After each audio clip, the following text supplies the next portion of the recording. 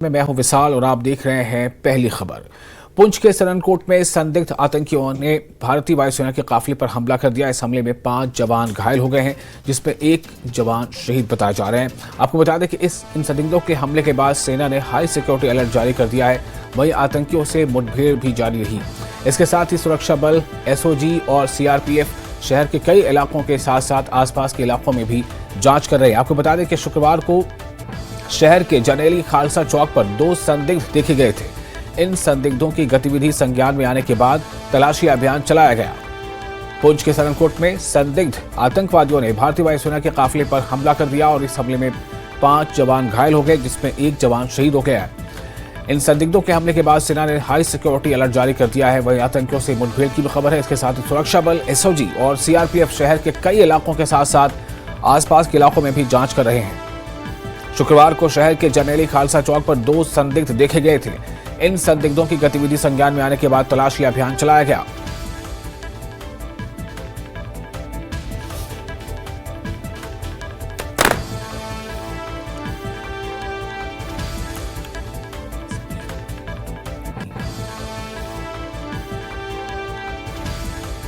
और इस वक्त हमारे साथ जुड़ चुके हैं फोन लाइन पर हमारे रिपोर्टर समीर ज्यादा जानकारी के साथ। समीर, इस वक्त क्या ताजा सूरत हाल है? देखिए, मैं आपको बताऊं विशाल, जब से ये कल अटैक हुआ है कल शाम पे, और जिसमें हमारे एक आईएफ जवान की शहादत हुई है, 4 लोग जख्मी है। जो जवान है वो जख्मी है। उनका हॉस्पिटल जो उधमपुर का मिलिट्री हॉस्पिटल है, वहां पे उनका इलाज किया जा रहा है। तो तब उसके बाद एक व्यापक सर्च ऑपरेशन बड़े पैमाने पे पूरे सुरनकोट एरिया में और उसके आसपास के इलाकों में चलाया जा रहा है। इसमें आर्मी के साथ साथ एसओजी और जम्मू कश्मीर पुलिस के साथ साथ और भी कुछ सिक्योरिटी विंग से उनके जो जवान हैं लगातार कल शाम से ही हर जगह पे खंगाल रहे हैं। देखिए, ये पहाड़ी इलाका है, घने कोहरे जंगल है, और 21 दिसंबर को जब यहाँ पे डेरादी गली में एक अटैक हुआ था जिसमें 4 हमारे जवान शहीद हुए थे, उसके बाद ये पहला बड़ा अटैक है, पहला बड़ा हमला है आतंकवादियों की तरफ से इस साल में। और जबकि जो लोकसभा के इलेक्शन चल रहे हैं, अगर हम इस पुंछ राजौरी की बात करें तो यहाँ पे अब 25 तारीख को इलेक्शन है, तो उससे पहले ये अटैक होना, उसके बाद उसको आर्मी और पुलिस की ज्वाइंट जो ग्रुप है वो लगातार सर्च कर रहे हैं, जहाँ पर कॉम्बिंग ऑपरेशन हर जगह पे चलाए जा रहे हैं।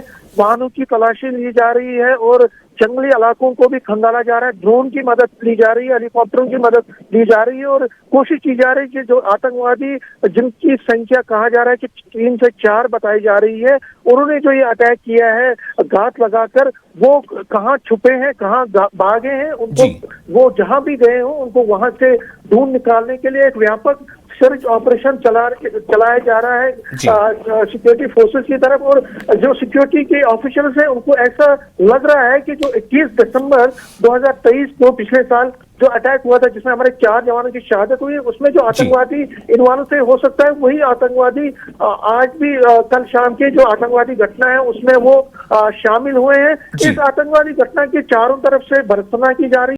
अपोजिशन पार्टीज के साथ साथ जो रूलिंग पार्टीज हैं, जो गवर्नमेंट में, वो तो कर ही रहे हैं, लेकिन अपोजिशन पार्टीज भी इसमें बहुत ज्यादा, और आम लोग भी जो पुंछ निवासी हैं या जम्मू कश्मीर के निवासी हैं, वो भी बहुत ज्यादा इससे गुस्से में है। और जिस तरह के अटैक हुए हैं, मैं आपको बता दूं, पुंछ की अगर आप बात करें तो आपको याद ही होगा पिछले साल भी लगातार 2 अटैक हुए थे जिसमें हमारे कई जवानों की शहादत हुई थी। लेकिन इस साल फिर एक बार बुज़दिलाना और कायराना हरकत आतंकवादियों की तरफ से की गई, जिसमें हमारे एक जवान की जो शहादत हुई है, 4 जख्मी हो गए हैं। तो अब जो सिक्योरिटी फोर्सेस का जो मेन टास्क है, जो मेन उनका काम है, वो ये कि जो आतंकवादी इसमें मुलविस थे उनको जल्द से जल्द ढूंढा जाए और उनको उनके अंजाम तक पहुंचाया जाए। उसके साथ साथ जो ये साजिश रची गई थी, ये किसने रची, कहां से रची गई, उसके तार किसके साथ जुड़े हैं, उसको भी खंगाला जा रहा है। लेकिन ये है कि ये एक माना जा रहा है कि ये जो सर्च ऑपरेशन चल रहा है, हो सकता है कि इन आतंकवादियों को जल्द से जल्द ढूंढा जाए और उनको मार गिराया जाए। और जिस तरह से आतंकवाद का चेहरा है, अगर हम इसी महीने की बात करें, आपको याद ही होगा बसंतगढ़ में जो उधमपुर में है, वहां पे एक सिविलियन की हलाकत की गई थी। इसी तरह से अब यहाँ पे हुआ है। कश्मीर वैली में भी इन्फिल्ट्रेशन के अटेम्प्ट बढ़े हैं। अगर सांबा की बात करें, वहां पे भी हमने देखा कि एक इन्फिल्ट्रेटर को मारा गया था कुछ दिन पहले। तो इलेक्शन चल रहे हैं, पोल प्रोसेस चल रहा है और पाकिस्तान बौखलाया हुआ है। जिस तरह से इलेक्शन में एक मैसिव पार्टिसिपेशन पहले और सेकंड फेज में लोगों की हुई है, तो कहीं ना कहीं पाकिस्तान इससे बहुत ही ज्यादा परेशान है और आतंकवाद को कोशिश कर रहा है कि किसी तरह से यहाँ पे बढ़ाया जाए। आगे फिर अमरनाथ यात्रा भी है, तो टूरिज्म सेक्टर, टूरिज्म का जो सीजन है वो भी अच्छी तरह से चल रहा है। तो पाकिस्तान को ये सब कुछ गंवारा नहीं हो रहा है, उसको बर्दाश्त नहीं हो रहा है। तो कहीं ना कहीं आतंकवादी जो मंसूबे हैं उनको बढ़ाने के लिए ये कोशिश की जा रही है। लेकिन ये बाकी बात सही है कि जो अगर हम पूंछ राजौरी की बात करें, तो डांगरी में जो एक हमला हुआ था, आपको याद ही होगा, पहले ही दिन 2022 में 2023 में पहले ही दिन 1 जनवरी को, उसके बाद लगातार कई यहाँ पे अटैक हुए हैं। कई जो हमारे सिविलियन है या आम जो जवान है उनकी शहादत हुई है। तो एक बड़ा कंसर्न है। हालांकि सिक्योरिटी फोर्स तब से लगातार जगह जगह पे सर्चेस कर रहे हैं, जगह जगह, लेकिन उतनी कामयाबी अभी नहीं मिली है जितनी उम्मीद थी। और आतंकवादी के खिलाफ जो एक ऑपरेशन ऑल आउट जो चलाया जा रहा है, उसमें और व्यापक जो कामयाबी है उसका इंतजार है। लेकिन सिक्योरिटी फोर्सेस पूरी तरह से कोशिश कर रहे हैं कि जो ये आतंकवादी हैं, जितने भी आतंकवादी यहाँ पे हैं, चाहे पुंछ और या हो पुंछ में हो या राजौरी में, उनको जल्द से जल्द ढूंढा जाए, उनको उनके अंजाम तक पहुंचाया जाए। तो आप आज की अगर हम बात करें आतंकवादी घटना के बाद, आज एक्सपेक्टेड है कि आर्मी और पुलिस के जो टॉप ऑफिशियल्स हैं वो इस एरिया का, सुरंगपुर एरिया का दौरा करेंगे जहां पे ये अटैक हुआ था, वो जायजा लेंगे। हो सकता है एनआईए की टीम भी यहाँ पे पहुंचेगी, ऐसा भी लग रहा है। तो ये कुल मिला के देखें तो विशाल एक बड़ा कंसर्न है। और उस आतंकवाद का जो चेहरा है उसको किस तरह से ध्वस्त करना है, किस तरह से इस सारे नेटवर्क को ध्वस्त करना है, उस पर अब सबकी नजरें हैं और सिक्योरिटी फोर्सेस उसी पर लगी हुई है कि किस तरह से जो आतंकवादी हैं उनको जल्द से जल्द मार गिराया जाए। जी विशाल। समीर, बहुत शुक्रिया आपका तमाम जानकारी के लिए। तो समीर ने हमें बताया कि कितना ये इसकी मतलब निंदा की जा रही है हर जानिब से, और साथ ही ये भी बताया गया कि सिक्योरिटी अलर्ट को मजीद बढ़ा दिया गया है और चौतरफा कोशिशें हो रही हैं कि जो भी इसमें कसूरवार हैं उन्हें उनके अंजाम तक पहुंचाया जाए। और फिलहाल एक छोटा सा ब्रेक लेते हैं। ब्रेक के बाद खबरों का सिलसिला जारी रहेगा।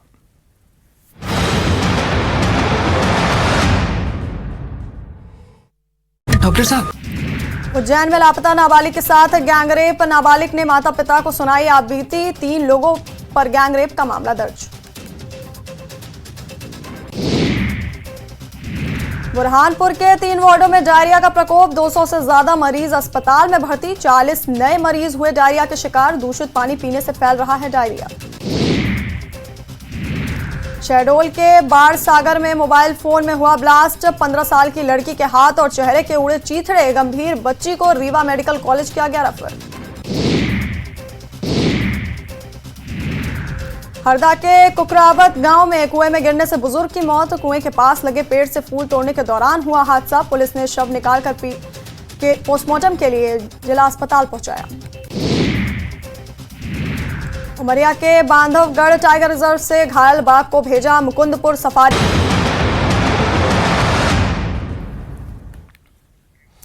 ब्रेक के बाद एक बार फिर आपका स्वागत है न्यूज़ 18 जे के लिए। पर आप देख रहे हैं पहली खबर और आपको बता दें कि लोगों को बीजेपी का उम्मीदवार चाहे या बगैर बीजेपी का, ये कहना है उमर अब्दुल्ला का। फिर से सुनिए क्या कहना है। लोगों को बीजेपी का उम्मीदवार चाहिए या बगैर बीजेपी का, ये उमर अब्दुल्ला ने कहा है। बीजेपी से मुताल्लिक उमर अब्दुल्ला ने कहा है कि जम्मू कश्मीर में बीजेपी का सब कुछ आया है। उन्होंने यहां कोई उम्मीदवार खड़ा नहीं किया, बल्कि पीछे से कुछ उम्मीदवारों की हिमायत कर रहे हैं। अपनी पार्टी और पीपल्स कॉन्फ्रेंस से मुताल्लिक उमर अब्दुल्ला ने कहा है कि यह सब आया है कि इनके तार किस तरफ हैं। जाहिर सी बात है कि उनके कहने और करने में बहुत फ़र्क है। अगर वो अपने खुद की बातों को सही मानते तो उन्होंने इस इलेक्शन में खासकर कश्मीर की जो 3 सीटें हैं उनमें अपने उम्मीदवार खड़े किए होते, लेकिन बीजेपी का उम्मीदवार आपको कश्मीर की सीटों पर नहीं मिलेगा। इन्होंने क्या फैसला किया है कि दूसरों की पीछे से जो है दूसरों की हिमायत कर रहे हैं। वजाहत करने की ज़रूरत नहीं है, लोग अच्छी तरह से जानते हैं कि उनकी तार किस तरह से जुड़ी हुई है। वो खुद अब अपनी तकरीरों में इस चीज़ को तस्लीम करना शुरू कर रहे हैं कि वो बीजेपी हैं और बीजेपी के साथ उनका रिश्ता है। तो अब हम लोगों को सिर्फ ये फैसला करने पे गुजारिश कर रहे हैं कि वो फैसला करें, उनको बीजेपी का उम्मीदवार चाहिए, उनको अपना उम्मीदवार चाहिए। और जम्मू कश्मीर पीपल्स कॉन्फ्रेंस के चेयरमैन सज्जाद लोन ने श्रीनगर में अपनी रिहाइशगाह पर प्रेस कॉन्फ्रेंस का इनेकाद किया। इन्होंने उमर अब्दुल्ला पर सख्त तनकीद की और कहा कि उमर अपने बयानात से मीडिया और लोगों को ये कहकर गुमराह कर रहे हैं कि उमर सिर्फ गलत बयानबाजी कर रहे हैं। मुझे बहुत पहले यकीन था कि बीजेपी कश्मीर में कोई उम्मीदवार खड़ा नहीं करेगी। ये 2019 के नतायज के बाद इनके लिए अखलाकी रद्द-ए-अमल होता। उन्होंने कहा कि बीजेपी ने कुछ मुस्लिम लीडरों को किराए पर ले लिया है। उन्होंने उमर अब्दुल्ला और फारूक अब्दुल्ला की तरफ इशारा किया। उन्होंने कहा कि जेकेपीसी आने वाले दिनों में शुमाली कश्मीर में सबसे बड़ी रैली निकालेगी। अब यह है कि उमर अब्दुल्ला साहब का मानना है कि खुदा ने उनको माफ कर दिया, तो सर्टिफिकेट लाए हैं वो ऊपर से कि उनको माफी है, बाकियों को माफी नहीं है। बीजेपी कश्मीर में पेरिफेरियल, बीजेपी को लास्ट पार्लियामेंट इलेक्शन में नॉर्थ कश्मीर से 1% और श्रीनगर से 0.25% वोट आया। अब जैसे हमें 23% वोट आया, पीडीपी को भी शायद नॉर्थ से लगभग 18% वोट आया, राइट, नहीं 16% वोट आया। तो मींस के उनका कहना है कि जो 50-60% वोट है, जो 1% बीजेपी है, उनका जो प्रॉक्सी है वो 60% का है। अब मैं आपको बता दूं, मुझे अंदाजा था 1 साल पहले कि जब भी यहां पार्लियामेंट होगा बीजेपी कैंडिडेट नहीं उठाएगी। वो इसलिए कि 2019 के आर्टिकल 370 हटाने के बाद ये इनका पहला इलेक्शन है। सुप्रीम कोर्ट में क्या हुआ, पार्लियामेंट में क्या हुआ, लेकिन कश्मीर में ये पहला उनका मॉरल एक्सेप्टेंस या मॉरल रिजेक्शन होता। बच्चे को भी पता थी कि ये इसमें कैंडिडेट नहीं उठाएंगे, बिकॉज अगर इनको फिर वो 1% आता है तो that would have mean moral rejection. तो इन्होंने बड़ी चालाकी की, इन्हें कैंडिडेट ही नहीं उठाया। अब पूरे हिंदुस्तान में काफी मुसलमान बीजेपी ने रेंट पर लिए हुए लीडर हैं, वो बयान देते हैं जिससे उनको हेल्प होता है। बाप बेटा भी रेंट पर है, पार्टली रेंट मिलती है और पार्टली की जेल से बाहर रहना है, केस बड़े हैं करप्शन के। अब यही उमर अब्दुल्ला साहब, जो भी एंटी एनसी वोट होगा, जो कि लगभग अब की बार 75 से 80% होगा, उसको बोलते हैं ये बीजेपी का वोट है। याद रखना, यही बीजेपी कल बोलेगी कि उमर अब्दुल्ला का बयान देख लो, जो हमारे खिलाफ थे, इसके खिलाफ थे, वो सब बीजेपी के साथ थे, which means a moral acceptance कि 370 को जो हटाया, कश्मीर ने उसको एक्सेप्ट किया हुआ। It's a shameless thing. मैं नाम नहीं लेना चाहता उन लीडरों का जो रेस्ट ऑफ द कंट्री में रेंट पर हैं। नाम आपको भी पता है, जो वोट काटते हैं, तोड़ते हैं, रेंट पर हैं, उनका काम कर रहे हैं। वरना तो ये बड़ी उनके लिए मुश्किल थी, जब वो उठाते 1% वोट आता, 2% वोट आता, तो क्या मुंह दिखाते। But he is there to defend that is it, that's as simple as that. आपकी इत्तला के मुताबिक अब तो मोहब्बत जी को भी उसने एंटर कर दिया उसमें। अब तो हम अकेले नहीं रहे। जब वो बाकी लोग लड़ने आए, क्या उनको नहीं एंटर किया? किसको नहीं छोड़ा? अच्छा आप मुझे बताओ एक पार्टी जिसको इन्होंने बीजेपी नहीं बोला, आप बताओ। चलिए एक, कांग्रेस के बगैर किसको इन्होंने बीजेपी नहीं बोला? नेशनल कॉन्फ्रेंस के तर्जुमान इफ्रा जान ने सज्जाद लोन की प्रेस कॉन्फ्रेंस पर रद्द-ए-अमल जाहिर करते हुए कहा है कि माजी में और हाल ही में ऐसे कई वाकया सामने आए हैं जिससे सज्जाद लोन और बीजेपी के दरमियान ताल्लुक वाज़ेह होता है।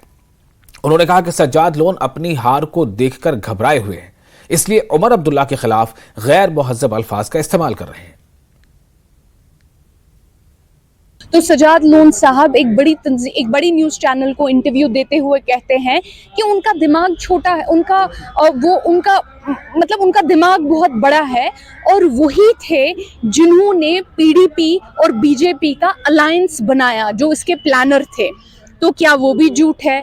वो कहते हैं जब उन्हें मिनिस्टर बनाया गया, बीजेपी ने उन्हें reward as a reward ministry दी, क्या वो भी झूठ है कि उन्हें बीजेपी ने मिनिस्टर बनाया? उसके बाद जब पैलेट्स चलाए जाते हैं हमारे बच्चों पे, सजाद गनी लोन साहब असेंबली में और एक बहुत बड़ी न्यूज़ ऑर्गेनाइजेशन को फिर से 2 बयान देते हैं जहां वो कहते हैं पीएसए चलाना, पैलेट्स चलाना ज़रूरी है क्योंकि ये एक नॉन लीथल वेपन है। तो क्या वो बयान भी झूठे हैं? उनकी सरकार में, जिसमें सजाद गनी लोन साहब मिनिस्टर रहे, वो कहते हैं उनकी सरकार में सबसे ज़्यादा पीएसए लगाए 2016 में, क्या वो भी झूठ है? उसके बाद अगर आप देखेंगे जो तरुण चुग साहब हैं, जो बीजेपी के सीनियर लीडर हैं, वो कहते हैं सजाद गनी लोन साहब को बीजेपी के कोटे पे मिनिस्टर बनाया गया था। तो क्या तरुण चुग साहब भी झूठ बोल रहे हैं? उसके बाद 2018 में वो चिट्ठी लिखते हैं हमारे गवर्नर साहब को, उस वक्त के गवर्नर साहब को, और कहते हैं कि मेरे पीसी के 2 एमएलए हैं और पीडी और बीजेपी के मेरे पास 18 एमएलए हैं, मेरे 2 बीजेपी के 18, मिल के हम एक सरकार बनाना चाहते हैं बीजेपी के साथ। क्या वो चिट्ठी भी झूठ है? उसके बाद 2018 में राम माधव साहब यहाँ आते हैं और एक थर्ड फ्रंट बनाने की अनाउंसमेंट करते हैं। उस थर्ड फ्रंट में साफ साफ तौर पे बोलते हैं सजाद गनी लोन उस थर्ड फ्रंट का पार्ट है। तो क्या राम माधव साहब भी झूठ बोल रहे हैं? अभी हाल ही में तरुण चुग साहब बीजेपी के दिन दहाड़े मीटिंग करते हैं सजाद गनी लोन साहब के साथ और अल्ताफ बुखारी साहब के साथ। तो क्या वो वीडियोस भी झूठे हैं? उसके बाद दूसरे ही दिन अल्ताफ बुखारी साहब अपना सपोर्ट जो है उनको दे देते हैं। तो क्या अल्ताफ बुखारी साहब भी झूठे हैं? और फिलहाल एक और छोटा सा ब्रेक लेंगे। ब्रेक के बाद खबरों का सिलसिला जारी रहेगा।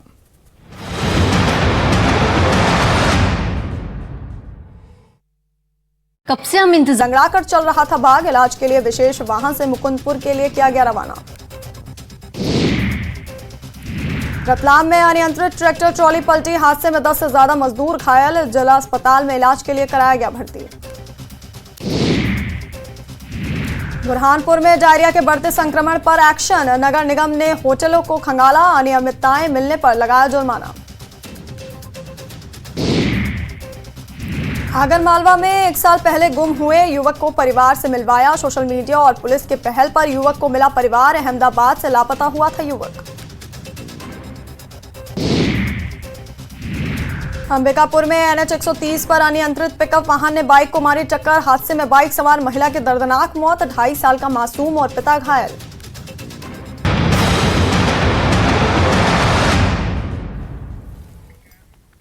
और इस वक्त जम्मू कश्मीर में सयाह एडवेंचर से बहुत ज्यादा लुत्फानंदोज हो रहे हैं।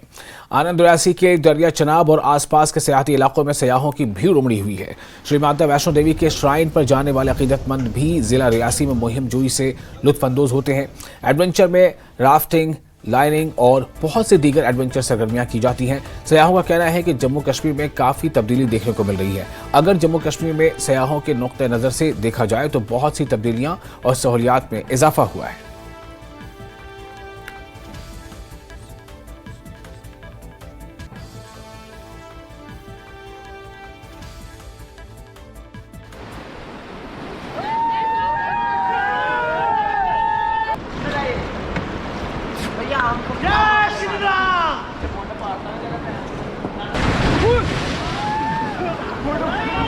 देखिए, पिछले कई सालों से जो है यहाँ के जो हालात सुधरे हैं, खासकर कश्मीर के एक पॉजिटिव मैसेज यहाँ से बाहर गया है, उसकी वजह से यकीनन इजाफा तो हुआ ही है और काफ़ी ज़्यादा जितने लोग पहले आते थे उससे ज़्यादा लोग आ रहे हैं और बेखौफ होकर यहाँ पे घूम रहे हैं। तो अभी अब आप देखेंगे राफ्टिंग की वजह से हमारे ये इस रिवर चिनाब में इतनी राफ्टिंग हो रही है कि हमारे जो युवा हैं 150-200 बच्चा रोज़गार मिला हुआ है।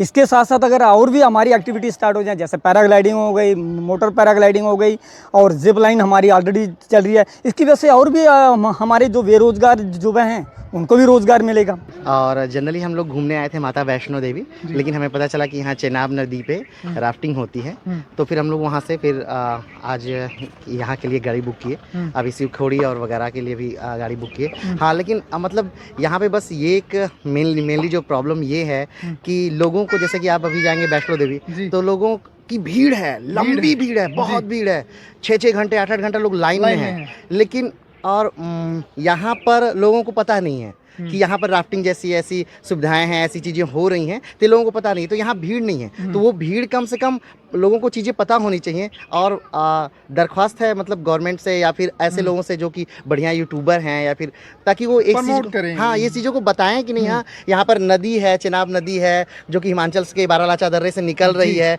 निकल करके पाकिस्तान में जा रही है। तो उनके लिए यही बहुत बड़ी बात है, वो इसी चेनाब को देखने के लिए आएंगे। सिंधु, झेलम, चेनाब, रावी, ब्यास, सतलज, ये उत्तर की जो सारी नदियां हैं, इसे दक्षिण के लोग या यूपी के लोग, बिहार के लोग देख तक नहीं पाते हैं नदियों को, समझ नहीं आप इसका एक हिस्सा बने हो आज इस एडवेंचर का, तो परिवार सहित आप यहाँ पर आए हैं, क्या कुछ अनुभव रहा है अभी तक का, कैसा फील हो रहा है, यहाँ की वादियाँ कैसी हैं, उसके बारे में थोड़ा एक्सप्लेन।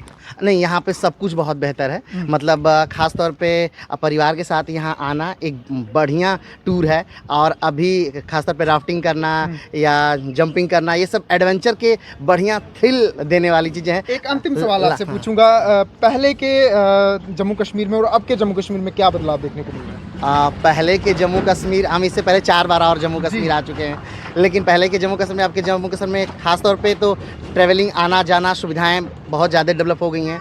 और ऊपर वैष्णो देवी में बहुत ज़्यादा सुविधाएं डेवलप हो गई हैं। नीचे भी मतलब बहुत लगभग दुगना चेंज है, मतलब पहले के जम्मू कश्मीर में, आपके जम्मू कश्मीर में दुगना चेंज है, बहुत ज़्यादा बदलाव, बहुत ज़्यादा बदलाव, हाँ, बहुत ज़्यादा। तो बिल्कुल ये काफ़ी ज़्यादा इस समय खुश जो है वो नज़र आ रहे हैं। जम्मू कश्मीर के अलग अलग पर्यटन स्थलों में जो है वो उन पर्यटकों को आना चाहिए जो माता वैष्णो देवी जी के दरबार पर नतमस्तक होने के लिए आते हैं। इनका साफ तौर पर ये कहना है कि जितने भी यूट्यूबर्स हैं, जितने भी सोशल मीडिया हैंडल्स इस समय चला रहे हैं, उनको जो है इन इलाकों को एक्सप्लोर करना बेहद ज़रूरी बन जाता है। और ये परिवार जो है वो निकल रहा है इस समय दरिया चेनाब की उफनती लहरों के बीच जो है वो एडवेंचर करने के लिए, और काफ़ी ज़्यादा ये जरूर परिवार बना हुआ है। और इसी तरीके से जो है वो एडवेंचर्स लगातार जो है वो इलाके में फल फूले, यही एक कोशिश जो है वो यहाँ के जो कंपनी ऑपरेटर्स हैं उनकी लगातार जो बनती है, ओनर्स हैं उनकी बनती है। और यहाँ पर जो है वो वेल एजुकेटेड जो यहाँ पर आपको गाइड मिलेंगे, और इसके साथ साथ यहाँ पर प्रॉपर जो है वो समझाया भी जाता है कि आपको किस तरीके से जो है वो दरिया चेनाब में राफ्ट के बीच में जो उतरना है और कौन सी एक्टिविटीज़ जो है वो आपको करने के लिए अलाउ जो है वो किया जाएगा, वो सब कुछ जो है यहाँ पर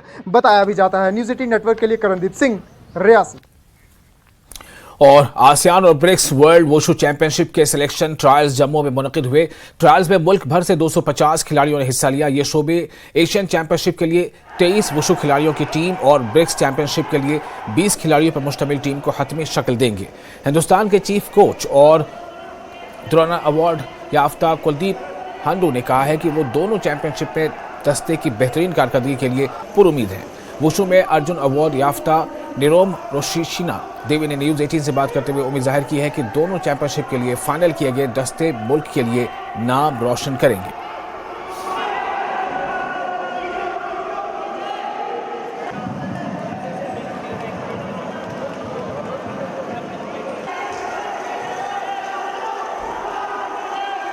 अभी हमारी जो वर्ल्ड क्वालिफाइंग इवेंट हुआ था चाइना में, उसमें हमारे 2 गोल्ड आ गए। इससे पहले वर्ल्ड चैंपियनशिप हुई थी, उसमें भी हमारे 2 गोल्ड आ गए। एशियन गेम्स में हमारे सिल्वर मेडल आ गया। तो इंडिया में बेस्ट स्पोर्ट्स वुशु इस टाइम माना जाता है मार्शल आर्ट में, खासतौर पे मार्शल आर्ट में। अभी भारत सरकार सर अराउंड 60 स्पोर्ट्स जो रिकॉग्नाइज्ड है, out of them only 14 sports are which are high priority sports. तो वुशु उसमें है 14 में सर। तो आप समझ सकते हो कि वुशु के कितना रुचि है। और ख़ासतौर में JNK की बात करूँ, JNK में बहुत ज़्यादा वुशु का जो एंथुसियास्ट बड़े प्लेयर हैं आ रहे हैं। हर डिस्ट्रिक्ट में वुशु खेला जाता है और बहुत सारे बच्चे जो है नेशनल स्क्वाड में अपनी जगह पाते हैं इसमें सर। बहुत अच्छा लगा जम्मू में इस बार अच्छा परफॉर्म किया, और जितना भी वुशु खिलाड़ी है सब यहाँ में मौजूद है। मैं सभी को ऑल द बेस्ट कहना चाहता हूँ ब्रिक्स गेम के लिए, और मैं भी हम भी आगे और इंडिया के लिए और वुशु एशियन इंडिया के लिए अच्छा से खेलना चाहता हूँ। और इसके साथ ही इस बुलेटिन में फिलहाल इतना ही, लेकिन न्यूज़ 18 JKLH पर लगातार बड़ी और अहम खबरों का सिलसिला जारी रहेगा।